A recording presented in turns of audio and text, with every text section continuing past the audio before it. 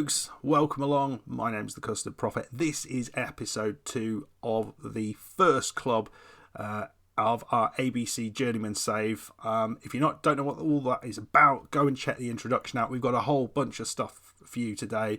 We're playing a game of football. We're going to take the hour's journey south to New Milton town and try and take a first win of the season in the league. Going to be tricky, I imagine. We're going to go through a few transfers we've done. We're going to look at the tactic. We're going to have a look at our pre-season staff changes. My God, it is all going on in today's episode. Let us dive on in. Right, where to start? Well, I think we will start with staff changes. So, we haven't completely filled out the staff yet, but we are looking to do that. So, out, surprisingly, has gone our director of football, but we have got now a chief scout in place.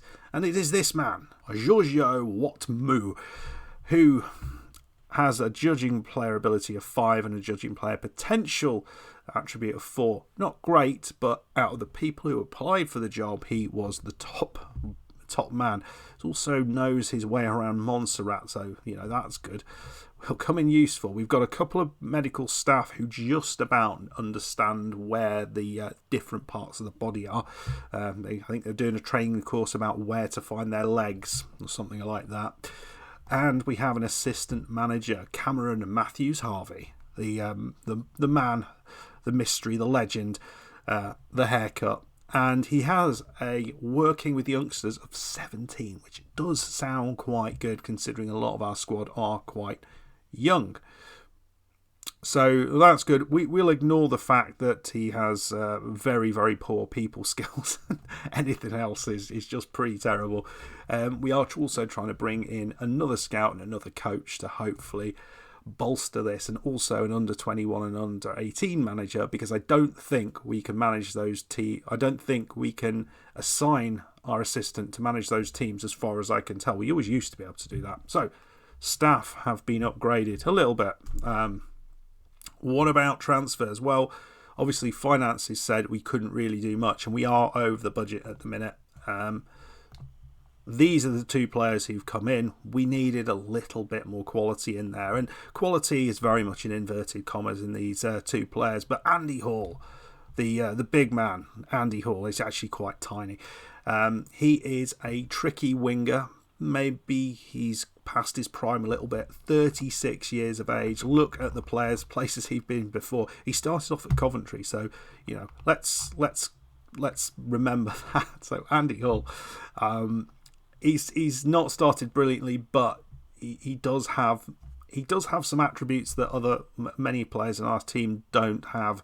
An ability to cross the ball to a certain degree. And what I like about him is, for the majority of stuff we need, he's kind of reasonably good. Not brilliant, but reasonably good. 8s and 9s is perfectly serviceable at this level. And the other person is Ollie Butler. Ollie Butler, who's a left back. Who's pretty pacey. He can just about cross the ball, and he's okay with tackling. He's not the most defensively solid left back, but we're pretty pleased to have him, and he adds to a team which is, I don't know how we'll do at this level. Let's be honest. So we brought some players in. No one's left, which is good, and we have been trying to work out what the best formation is over the course of pre-season. So I've been playing all the pre-season friendlies, which is very unlike me. I've had them all on extended highlights, which is very unlike me. And what we've come out with is this, a sort of attacking 4-4-2 formation with the two wingers sort of pushed up. And I think this highlights where we are best. So Shiwengwe on the one side and Hall on the other side. I think we're good. He doesn't look like he's good there, but he's actually not a bad player. Look at this. You'll be wondering what the heck I'm doing here. And the big news is that Ben Dillon is out. He's broken his arm or some ridiculous injury. Broke his arm, and he's going to be out for about 3 weeks. So we're having to go with perhaps not our first choice strikers, but I thought 2 up top seems a better fit than just the one up top, and I think 4-4-2 they can just about cope with it. We've tried to focus the play down the wings. Because of that, we're still going quite direct, and I think it works in this type of league. I've found a lot of the long balls that are going over the top are they're often missed by the defenders, and it allows our very slow attackers to actually get in and create some chances. So this has been quite good. So we're not overly attacking with this formation, but I'm kind of happy with it. It's worked well, and we will be tweaking as we go, as always. So that's the tactic. What do you think about it? Down in the comments. What would you be doing to this? Interesting couple of key men I just want to point out outside of the players that you've looked at, and we're going to meet everyone over time. But surprisingly, one of the areas that, or unsurprisingly, one of the areas that I was really struggling with initially was at the back, getting a partnership. And I feel I've actually started to develop one. And it's not the one that I was expecting. So we have other players. We've got Connor Weir, Daly, Scott Edwards, who can both play in the centre. Both of them absolutely terrible. But in Lucius Castles and Simon Besant, we have two players who seem to be playing quite well together. And look at Simon, a one grayed out star player. Look at this. He's got very little going for him technically, but I don't know how it works, but I think his mental attributes here are just well enough, or just good enough, that he seems to be in the right place at the right time. He's got good jumping reach. His heading's not great, but he does get his head to things.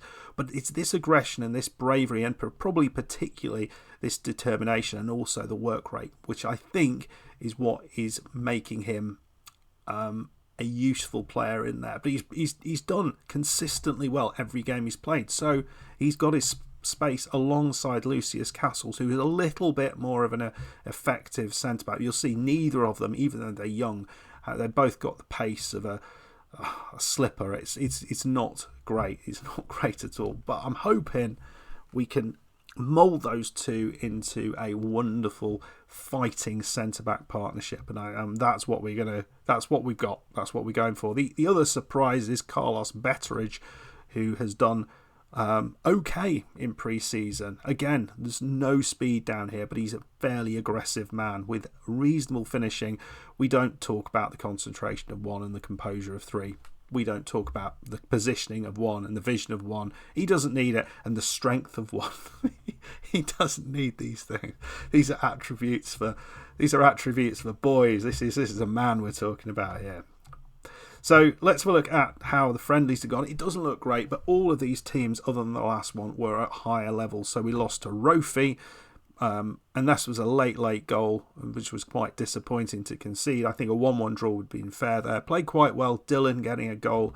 The game against Egham was a bit of a crazy one. Goals from Metcalf, Pruvot and Betteridge was kind of nice. Against Frometown, they're the best side we've played. They beat us 3-0, and we deserved to lose. Against Yate, we battled away. They were better than us. They're just one division better than us. And this was a little disappointing in that I felt this was our worst performance on the pitch.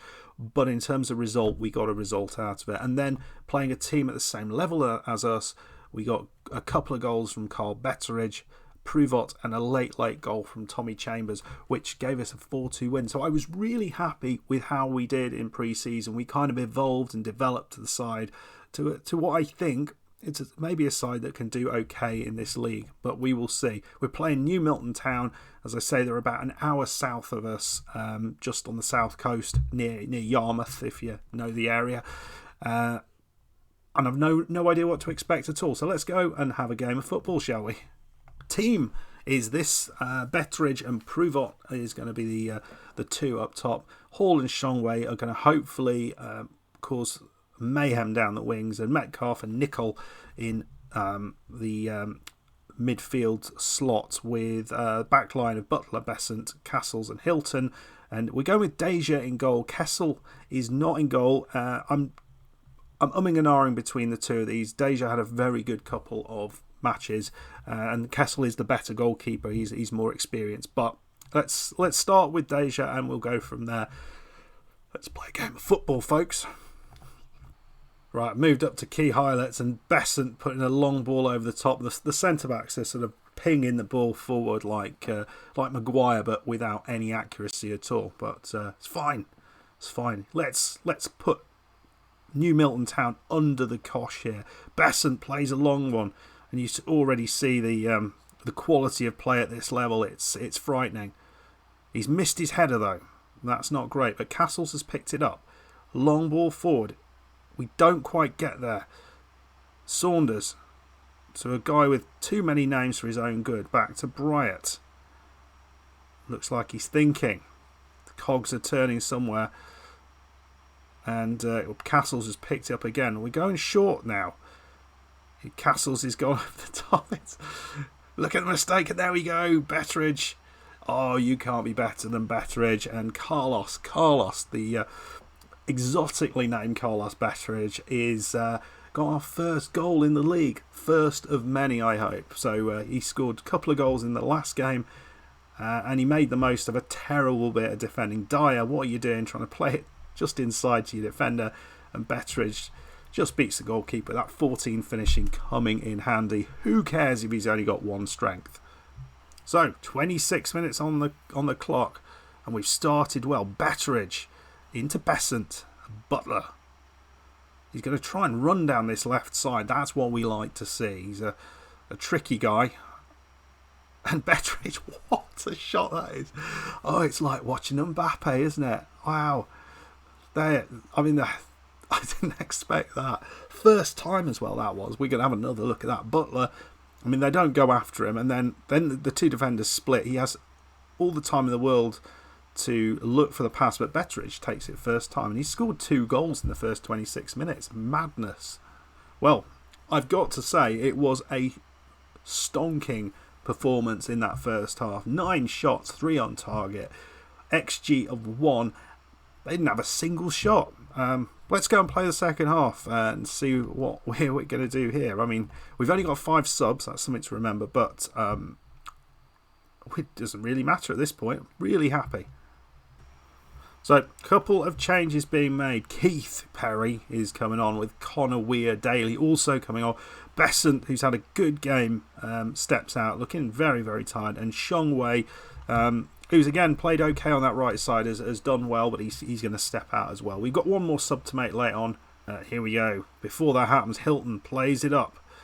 Poirot couldn't get his head to that, but we've really had nothing to worry about at all. And looks like, I don't know what they're going to do here. It's a mistake.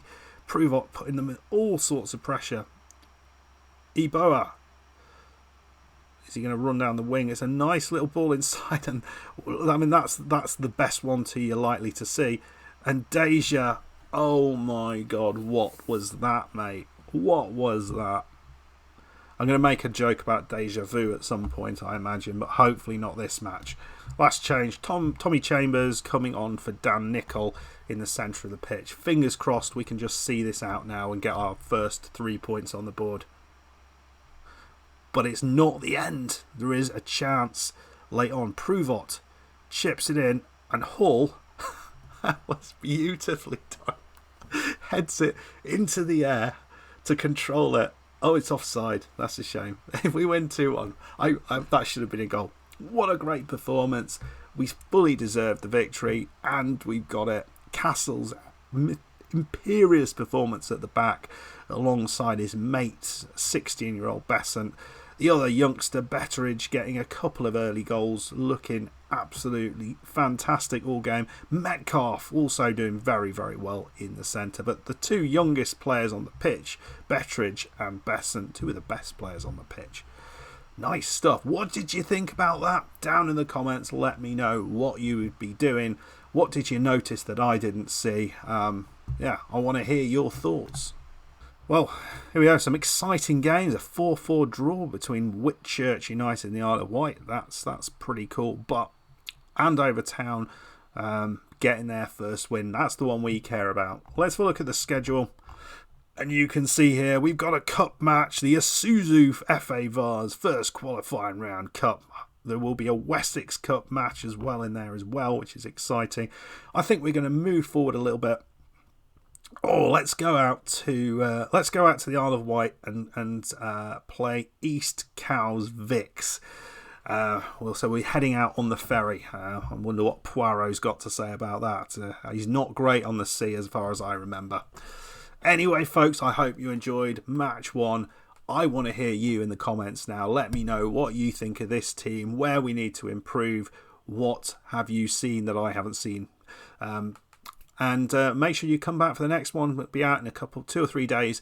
If you enjoyed this, hit that like button, subscribe if you are new, and I will see you for the next one. Goodbye.